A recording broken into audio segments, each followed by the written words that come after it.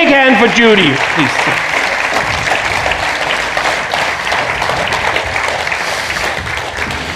And Judy, I know that when I mention some of the other people who met Elvis and knew Elvis, I say that I hate them, but I really don't. I'm just so darn jealous. Jealous, right. You know? And if there's anybody to be jealous at the moment, it's this lady, because are you kidding me?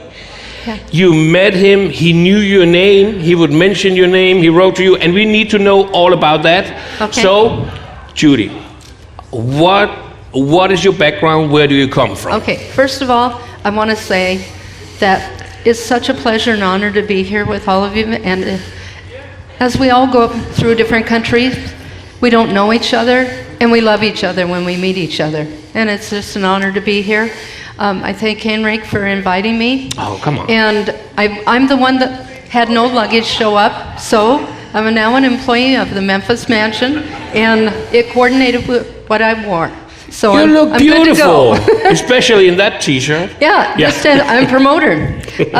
So I met, from a time from 1965 until 1976, I was really fortunate to see Elvis. And people say, oh, were you a groupie or did you follow Elvis?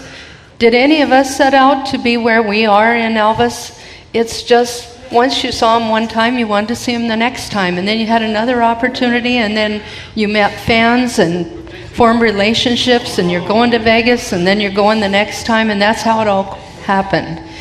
So in 1965, I went to Memphis with a couple of girlfriends. We only had a couple of days, and so we were there, and at that time, Uncle Vester, Elvis came out of the house with Priscilla. She had a little brownie camera in her hand, and they were taking pictures in December of the nativity scene. And Vester said, I can't take you up there, but I can take your camera up there and take a picture. Now, looking back, how wonderful that was, because I got the picture, and their pictures that Vester took were on their Christmas cards. So looking back, there's an Elvis experience there. Then I went back 3 years later on the Greyhound bus with my girlfriend. We spent a lot of time on the Greyhound bus, and we spent a month in Memphis. And I had to get a hotel, but after a few days I realized we couldn't afford to stay there, so I was looking for an apartment. And Uncle Vester remembered us from before, and it was really nice. He said, we can tell you're true fans. And they were so accommodating to us. And so he said, there's a lady that lives behind Graceland, and maybe she would let you stay with her. But they were out of town. Turns out it was Shirley Connell's mom and dad. And we later met them and said, we would have loved to have had you here.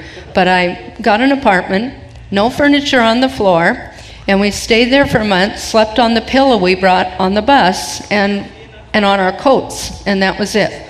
Uncle Vester gave us a pipe because there had been some robberies or whatever in that area, so I don't know that I would have ever done anything with that pipe, but he gave us a pipe for protection. And so every day we walked down to Graceland, and Uncle Vester would let us in the gates, and we'd sit in the guardhouse.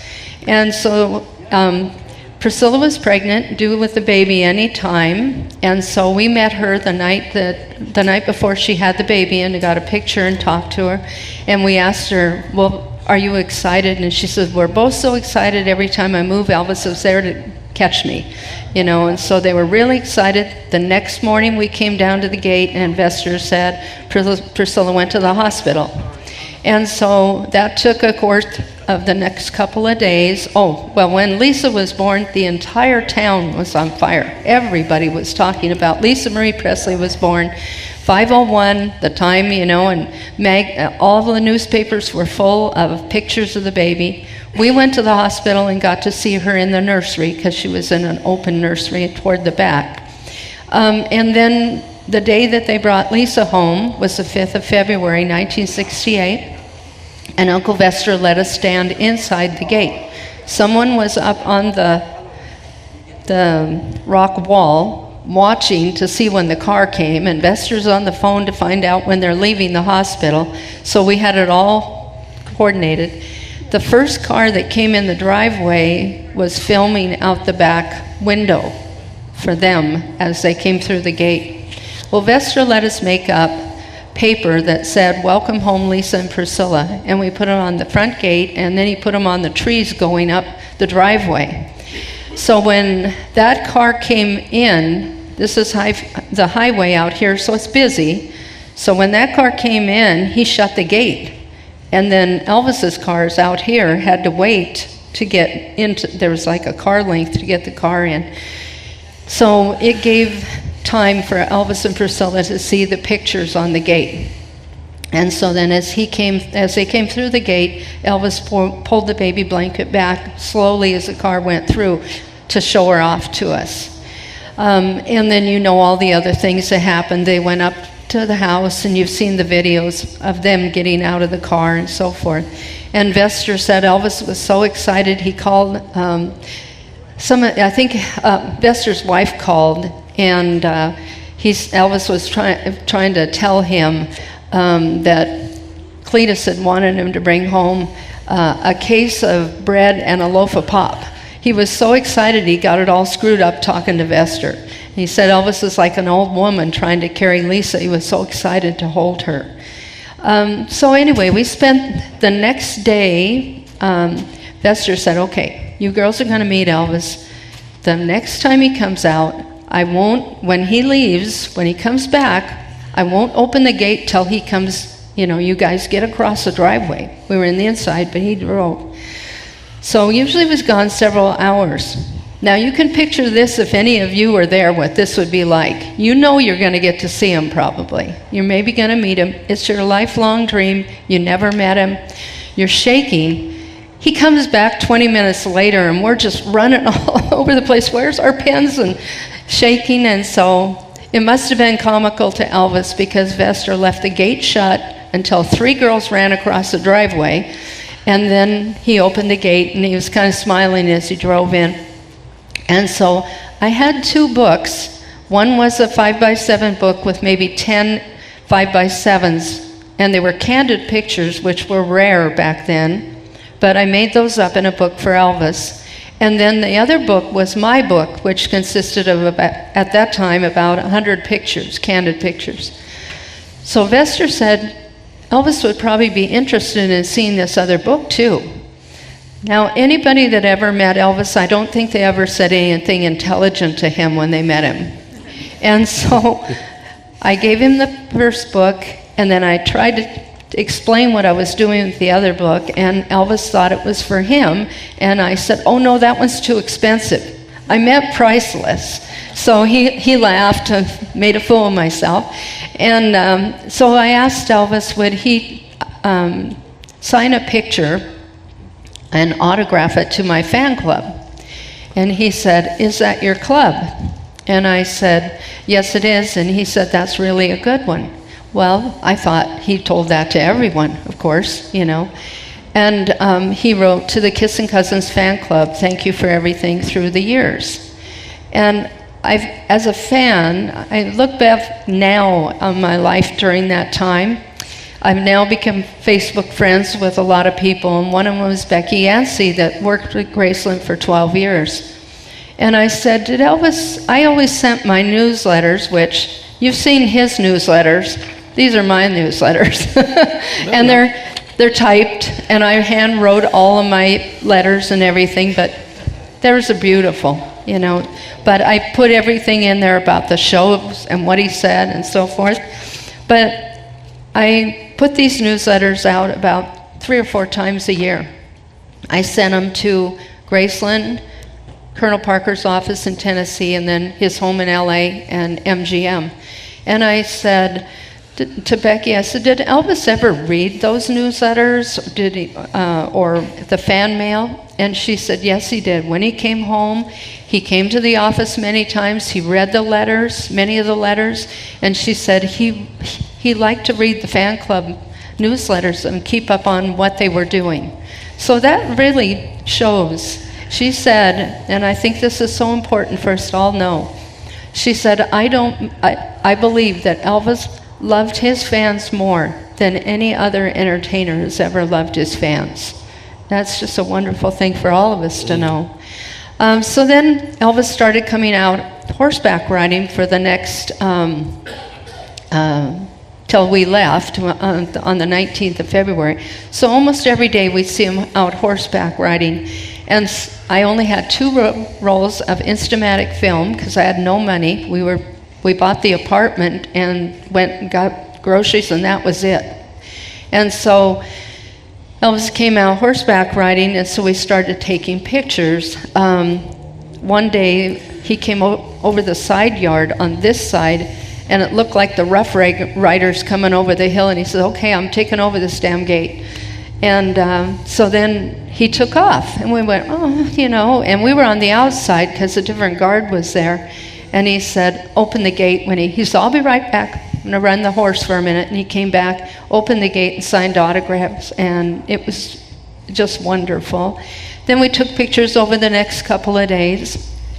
And then at the end of the time that I was going to be there, there was a man that was a DJ, Jim Shira, that was from Florida, loved Elvis like all of us since really young. And he wanted to meet Elvis, and we had been there a month. And we were leaving the next day. Sylvester, we didn't know it, but he went up to the house and said, Elvis, the girls are leaving tomorrow, and this DJ and his friend are there. They'd like to meet you. Could you go down to the gate? So he came down on the golf cart and opened the gates. 45 minutes. Everybody's talking to Elvis. I mean, we just couldn't believe it. We were everybody just talking to him and having fun. One thing that I realized, you could have 20 people talking to Elvis or seeing Elvis like this, and each one came away with a different story. It was like they were in their own separate bubble with him. So maybe he would have an experience and I would have an experience and say, well, that wasn't what I remember, but we all had like a little bubble around him, a precious memory we shared with him. So at the end of the time that we were there that night, he came over to Sandy and I and said, thank you for coming. I hope you had a good time. Could you imagine? People think you're crazy for going to see Elvis, and he thanks you for coming all that way to see him. And so we left Memphis. Of course, we didn't know it. We had $1 left, and we went over to McDonald's and got 3 cheeseburgers. And so I didn't know it. But later, Elvis came back down. We were packing. Jim met Elvis. He had asked Elvis for some pieces of his clothing to give to the fans, raffle it off on his radio show.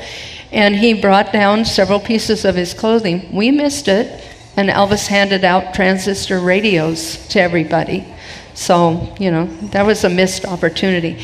I learned early on, when I went to Vegas, I went the last 3 or 4 days because I didn't want to miss something if he was still there. So I usually went for 5 or 6 shows the last couple of days. So that was 68. We found out he was going to be doing this TV special. I had a girlfriend that worked for RCA, and she got us tickets to go to the TV special. There was one on Thursday night, 2 shows on Thursday night, the sit-down show. The first one that we had tickets for, we weren't around the stage, and that area that was like stadium seats around it, it was separate, and we were sitting there. And so I did see him, but it was like so close but so far away because, we couldn't really get up close there. So Saturday night were the stand-up shows, and we got to be in there for the entire thing. And it's like I recently wrote about that experience, and I said it was like waking up in a dream that you dreamed your whole life as an Elvis fan. And everybody said, hadn't you seen him perform? Well, he hadn't performed. He only did the 2 shows in 61. So my whole time since I was 9 years old, I never saw him in person. And so when I walked in, Mr. Finkel said, here, sit here. And I was around the stage and right in the corner. And people say, well, why didn't people scream? You just heard those girls, that when he slid down in front of them, that they screamed. We didn't scream. I put my hand over my face a lot of times trying not to scream. But we were afraid if we screamed, we'd be kicked out. This is a TV studio, you know. So it was amazing. It was just absolutely amazing to see him there. And you saw what he looked like. People say, what was it like? And I look at the videos of that, and all I can say is, oh, Elvis. You know, he was Elvis was at least 10 times more gorgeous in person than he ever was in a picture. And it was just an amazing experience.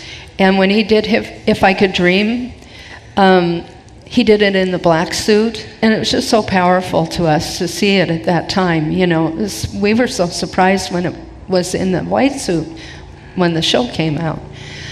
But anyway, we got to see him.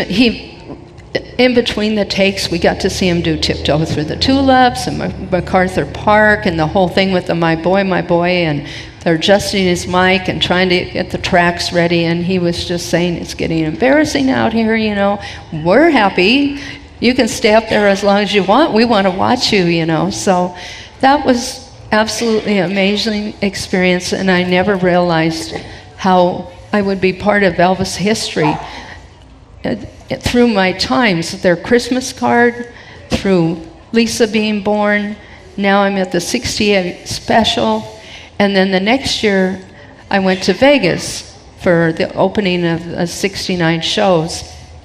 And so I went the last 3 or 4 days. Shirley and her mom were there also. We sat at the same table for many of those shows. And in those days, if you told somebody you had a fan club for Elvis, they all looked at you like, these girls are going to be really weird, better, you know. They were the ones, when Elvis came out, we wouldn't do that because we had met him. We wouldn't run up on the stage.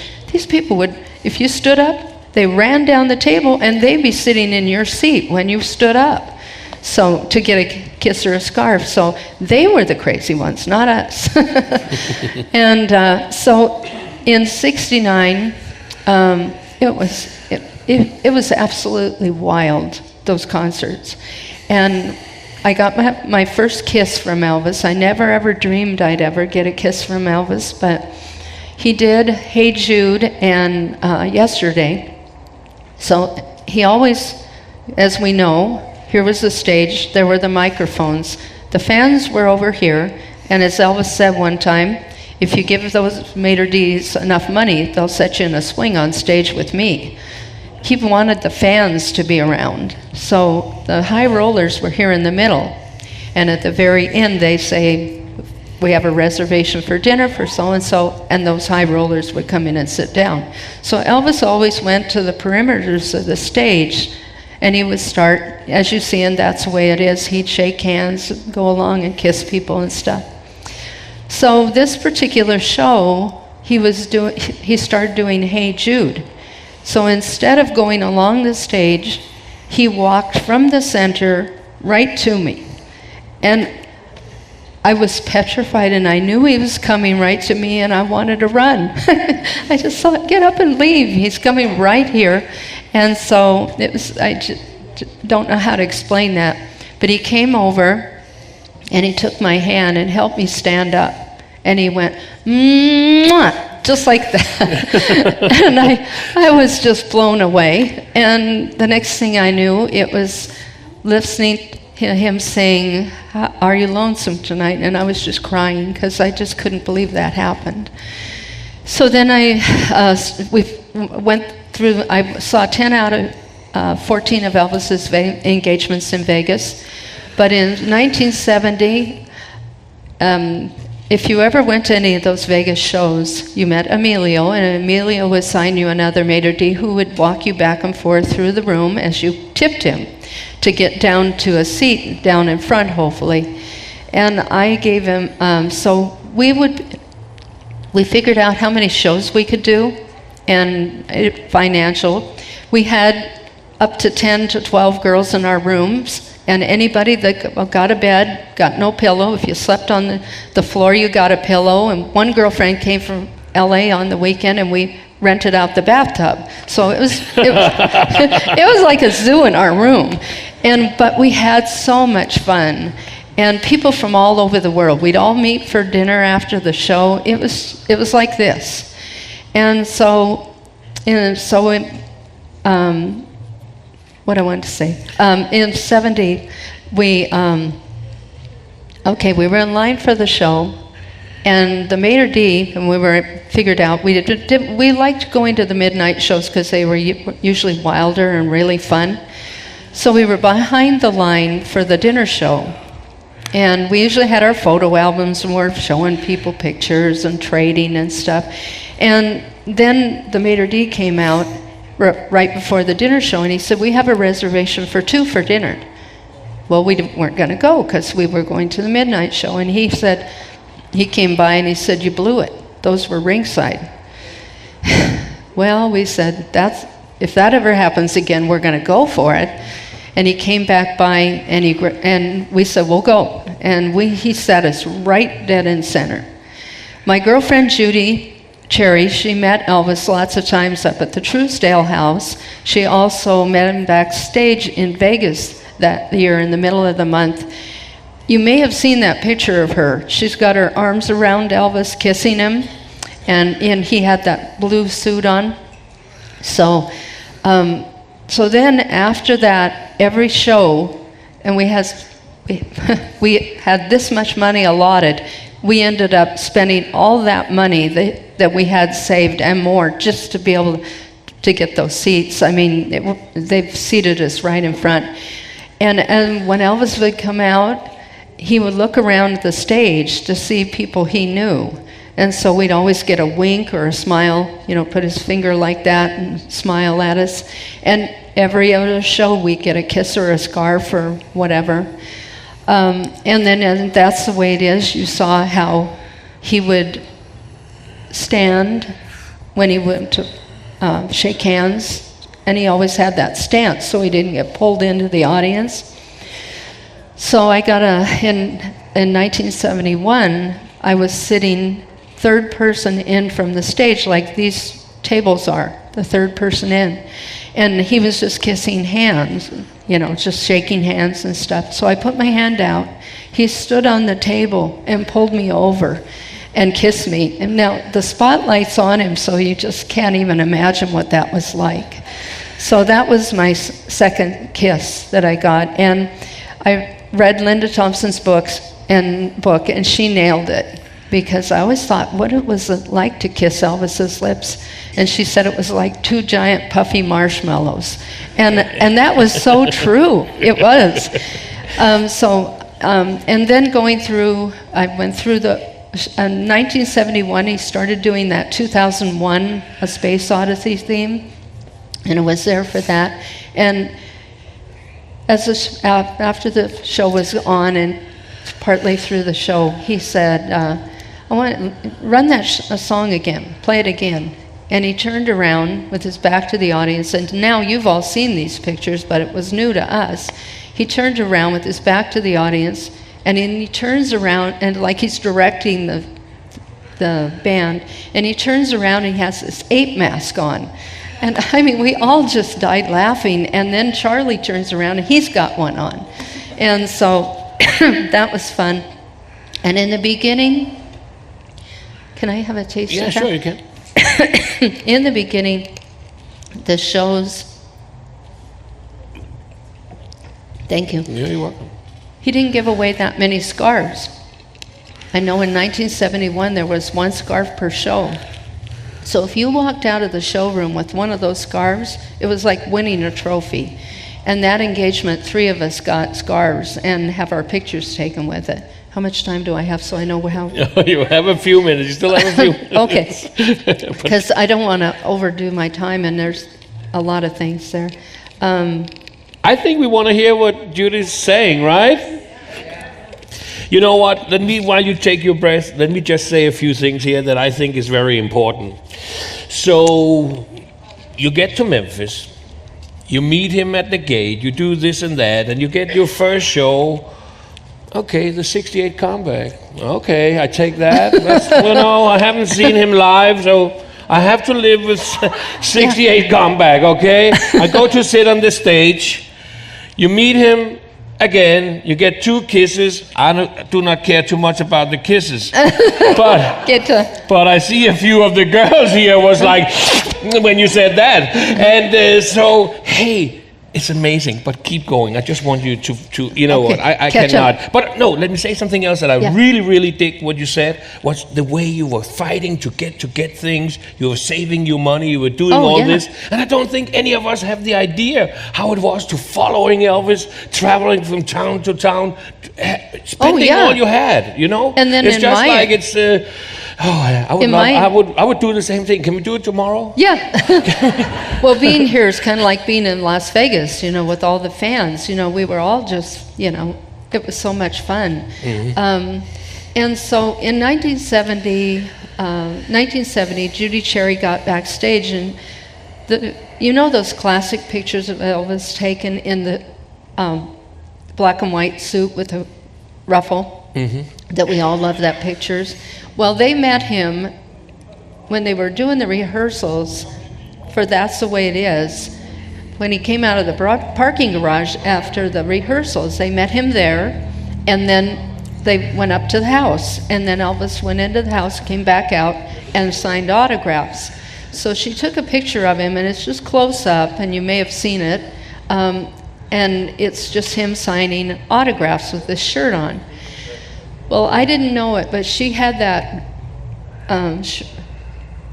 picture printed in 2 11 by 14 pictures and matted. And she brought it backstage when she met Elvis. And she said, Elvis, would you, she had her signed, and she said, Elvis, would you sign this for Judy Palmer? And he said, she has the fan club in Washington, right? So all these years, I never even assumed, I mean, that he would have known me or my name or my anything. I mean, I look back on it now. And because you always met somebody that said, Elvis knew me, Elvis talked to me. I never wanted to be that, you know, because after I met Elvis the first time, I didn't need to meet him 50 times. I got to see him. I gave him pictures from the audience. I got scarves, but I wanted the next fan to be able to have that experience because, anyway, that's just my take on it. I wish I would have been with you back then. Yeah. You would have pushed me. I think I maybe even would have taken a kiss. I'm not saying, but maybe I would. That's like Elvis, and that's the way it is.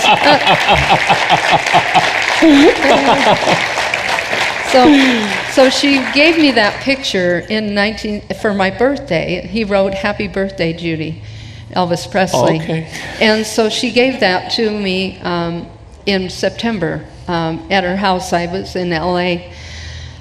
So then I stayed in LA for about a month, and I got to meet him in October outside his house, and I had.